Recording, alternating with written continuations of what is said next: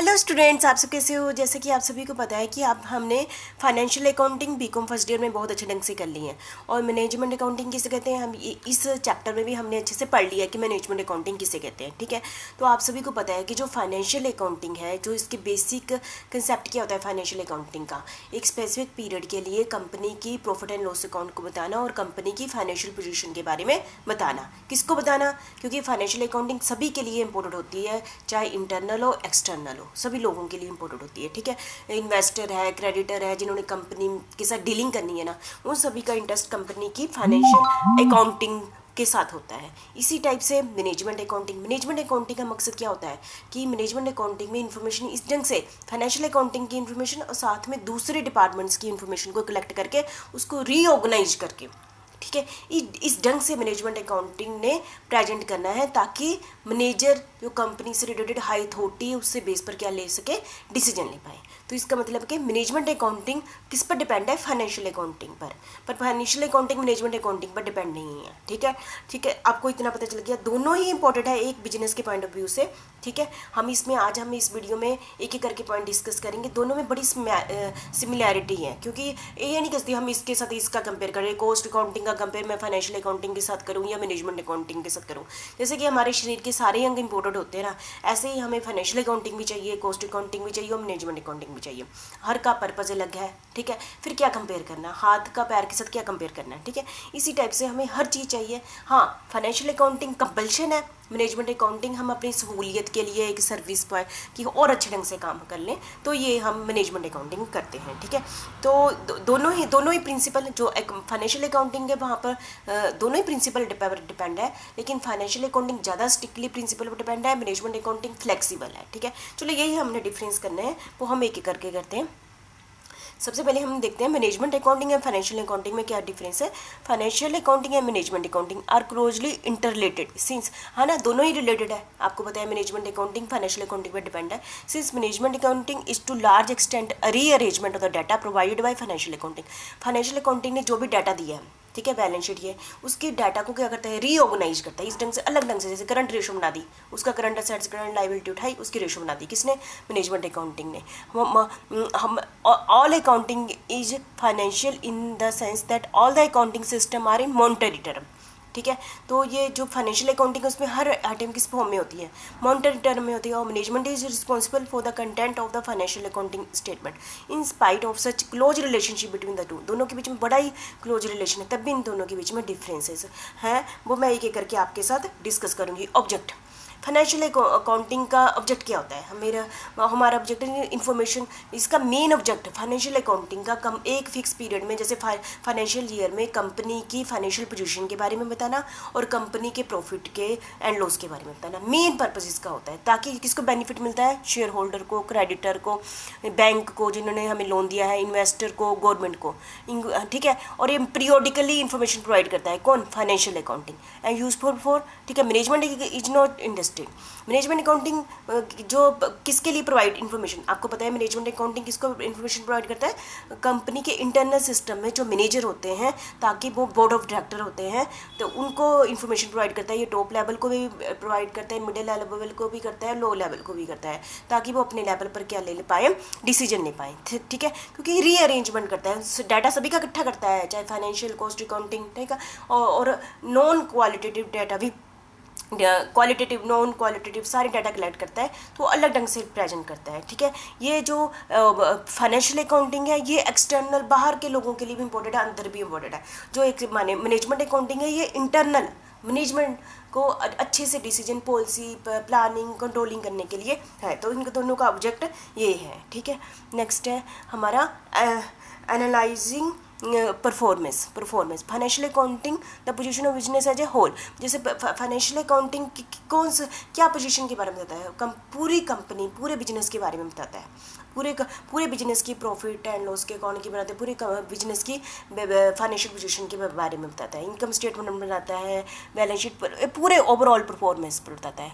On the other hand management accounting various division, management accounting में क्या करते हैं, पूरे बिजनेस को छोटे छोटे डिपार्टमेंट्स में या डिवीजन में बांट डिमांड दिया जाता है, और एक डिवीजन का हो सकता है, कुछ डिवीजन का, ये हो सकता है सारे डिवीजन का अलग अलग ढंग से उसकी प्रॉफिटेबिलिटी, उसकी परफॉर्मेंस उसका के बारे में बताता है कौन, ये management accounting. Financial accounting D with the aggregate.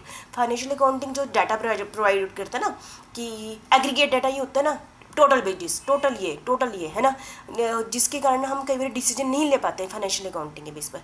लेकिन जो मैनेजमेंट अकाउंटिंग है वो क्या करता है कि provide detail analytical data for this purpose. क्या बताता है, डिटेल इन्फॉर्मेशन कौन देता है, मैनेजमेंट अकाउंटिंग देता है। ठीक है, क्लियर है आपको।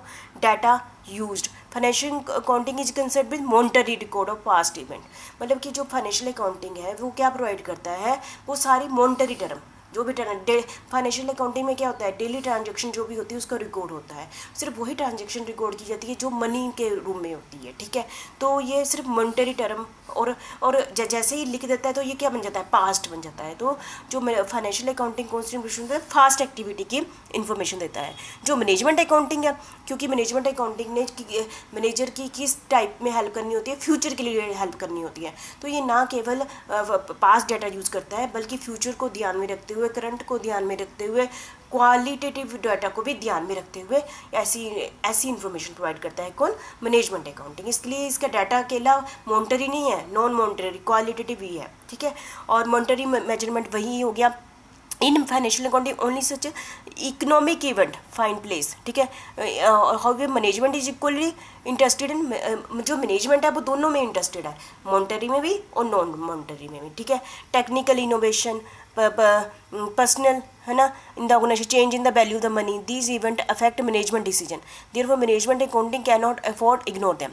For example, change in the value of the money may not find a place in financial accounting. Change in the value of the money, जैसे तो ना जो फाइनेंशियल अकाउंटिंग है तो उसमें हम मनी की वैल्यू में चेंज, आपको पता है कि आज जो पैसे की वैल्यू है, कल पैसे की वैल्यू 1 साल के बाद उसकी कम हो जाएगी। ठीक है, कि कम होने का मतलब है जितना आज आपके पास 100 रुपया है, आप मार्केट में जाके जो चीज़ लेने जाते हैं और आप 2 साल के बाद उसी 100 रुपये की चीज़ लेकर आए तो कम आएगी ना। तो इसका मतलब कि मनी की वैल्यू क्या है, वो कम हो रही है। ठीक है, इन चीज़ों को फाइनेंशियल अकाउंटिंग में इग्नोर किया गया है, जो कि मैनेजमेंट अकाउंटिंग इन चीज़ों पर ध्यान देता है। ठीक है, और जैसे गोइंग कंसर्न कंसेप्ट है, उन्होंने मनी वैल्यू को ध्यान नहीं रखा है, but we have affecting insurance policy of an assets, providing for replacement of assets and the management will have to take into account this factor.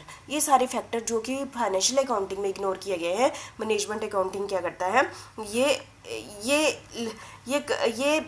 मतलब कि ये लेता है इसके बेस में, मतलब कि ये सारी चीज़ों को देखता है। मैं देखो ना, क्वालिटेटिव देखता है, फ्यूचर को भी ध्यान में रखता है। ठीक है, ये सारी चीज़ें हैं इसमें। नेक्स्ट है पीरियोडिसिटी ऑफ रिपोर्टिंग। देखो, फाइनेंशियल अकाउंटिंग आप सभी को पता है कि एक फाइनेंशियल अकाउंटिंग फाइनेंशियल ईयर के लिए बना जाता है। जैसे ही हमारा फाइनेंशियल ईयर खत्म होता है तो हम क्या करते हैं, उस फाइनेंशियल ईयर की प्रॉफिट एंड लॉस अकाउंट बनाते हैं और बैलेंस शीट बनाते हैं। ठीक है, एक स्पेसिफिक पीरियड के लिए बनाई जाती है और इस रिपोर्ट को हम कंपनी की एनुअल जनरल मीटिंग में प्रेजेंट करते हैं, फाइनेंशियल अकाउंटिंग, और इट इज़ कंपल्शन डॉक्यूमेंट। और जो होता है मैनेजमेंट अकाउंटिंग, ये सहूलियत के लिए, कंपल्शन डॉक्यूमेंट नहीं होता अकाउंटिंग करना, ये मैनेजर को, टॉप लेवल, मिडिल लेवल, उनको हेल्प करने के लिए ये अकाउंटिंग की जाती है। तो इसलिए इसका कोई स्पेसिफिक रूल नहीं है कि ये साल के बाद बने। ये हो सकता है डेली भी बने, हो सकता है मंथली बने, हो सकता है ईयरली बने, साल में 2 बने, डिपेंड करता है कितनी रिक्वायरमेंट है। ठीक है, तो management require information at frequent interval, है ना। और फाइनेंशियल अकाउंटिंग ये ऐसी फ्रीक्वेंट इन्फॉर्मेशन नहीं देता, ये एक टाइम में देता है, जैसे 1 साल के बाद देखिए। ठीक है, in management accounting there is more emphasise on furnishing information. मतलब जो मैनेजमेंट अकाउंटिंग है वो फटाफट इन्फॉर्मेशन जैसे चाहिए वैसे देता है, क्योंकि लिए हर समय लगा होता है। और it is compulsory shown interval की इन्फॉर्मेशन भी कौन देता है, मैनेजमेंट अकाउंटिंग देता है। ठीक है, तो आपको इतना पता चल गया। ठीक है, प्रिसीशन मतलब in management accounting no emphasise actual figure. जो मैनेजमेंट अकाउंटिंग है ना, उसमें एक्चुअल फिगर की तरफ ध्यान नहीं दिया था। कहाँ, जैसे फाइनेंशियल अकाउंटिंग उसमें सिर्फ एक्चुअल फिगर ही होती है। ठीक है, और मैनेजमेंट अकाउंटिंग एक्चुअल फिगर तो देखता ही है। ठीक है, देख ली, करंट इन्फॉर्मेशन, क्वालिटेटिव इन्फॉर्मेशन को भी देखता है, उसके बेस पर अंदाजा भी लगाता है, एक्सपेक्टेशन भी करता है। तो ये एक्चुअल फिगर की जगह ये एग्जैक्ट फिगर की तरफ इतना ध्यान नहीं देता है। ठीक है, तो ये है इसका प्रिसीशन। फिर भी ये देख लेते हैं, there is less emphasise in the case of, मतलब कि ये एग्जैक्ट फिगर की तरफ नहीं देता है। ठीक है, और जो फाइनेंशियल अकाउंटिंग, और ये क्योंकि जो मैनेजमेंट अकाउंटिंग की प्रोविजन है वो इंटरनल पर्पस के लिए यूज़ की जाती है। ठीक है, इतना क्लियर है।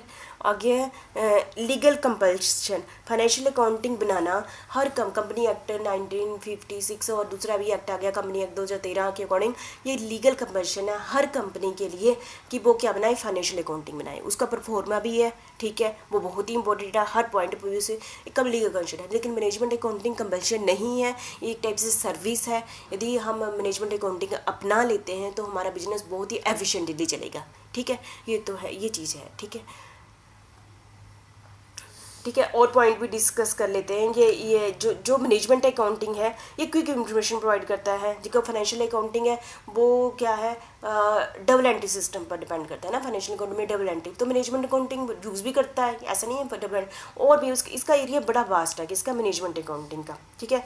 और जो फाइनेंशियल अकाउंटिंग है वो रिपोर्ट एनुअल जनरल मीटिंग में प्रोवाइड करता है ना, आपको पता है। और जो ये है मैनेजमेंट अकाउंटिंग, ये तो डेली या मंथली रिक्वायरमेंट के बेस पर रिपोर्ट देता है और क्विकली फटाफट रिपोर्ट देता रहता है, ठीक है। ये थे कुछ पॉइंट जो मैंने आपके साथ डिस्कस किए। और पॉइंट डिस्कस कर लेती हूँ, है ना, पीरियड, ठीक है। फिर और पॉइंट कर लेते हैं। पीरियड आफ्टर ए स्टेटेड, एक रिवीजन हो जाएगी कि शायद कुछ छूट गया हो। Period after a stated period, जो फाइनेंशियल अकाउंटिंग है वो क्या है, एक स्पेसिफिक पीरियड के बाद, जैसे कि साल फाइनेंशियल अकाउंटिंग फाइनेंशियल ईयर की बताता है। और एट फ्रीक्वेंट इंटरवल, जो ये है मैनेजमेंट अकाउंटिंग क्या है, ये हो सकता है 1 महीने के बाद 2 महीने के बाद अपनी बनाया जाता है टाइम, है ना।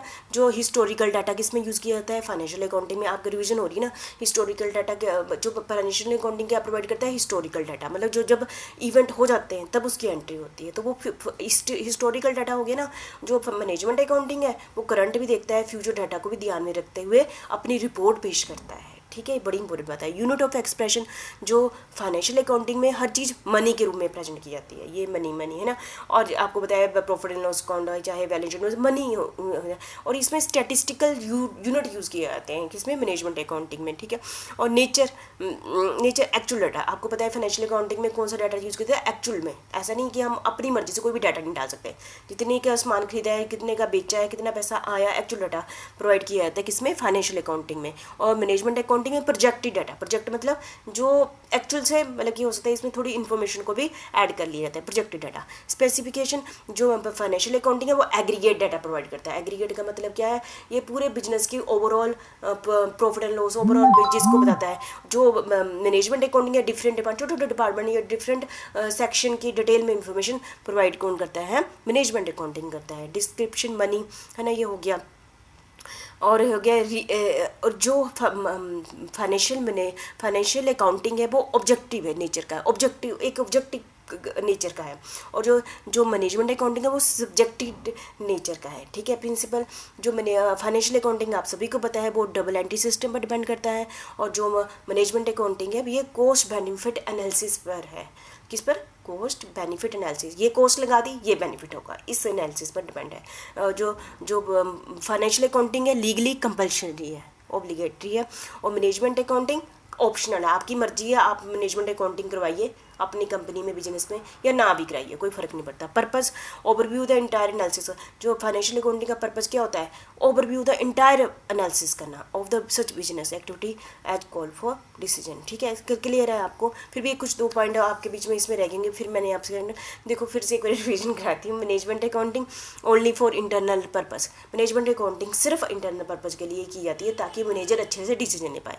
और फाइनेंशियल अकाउंटिंग दोनों के लिए, वैसे तो यहाँ मैंने एक्सटर्नल टाइप किया है क्योंकि हर पर्सन के लिए इंपॉर्टेंट होता है। शेयर होल्डर भी इंटरनल ही होते हैं, मैंडेट फॉर लॉ के अकॉर्डिंग भी मैंडेटरी है कि फाइनेंशियल अकाउंटिंग बनाओ, ठीक है। और ये किसी is not under any regulation of any law and regulation, ये किसी लॉ के अंदर नहीं आता मैनेजमेंट अकाउंटिंग, क्योंकि कंपल्शन ही नहीं है इसके अंदर, किसी लॉ के अंदर भी नहीं आएगा। लेकिन जो financial accounting govern by standard law regulation, इसके रिलेटेड तो बहुत सारे रूल्स रेगुलेशन बने होते हैं फाइनेंशियल अकाउंटिंग के, ठीक है।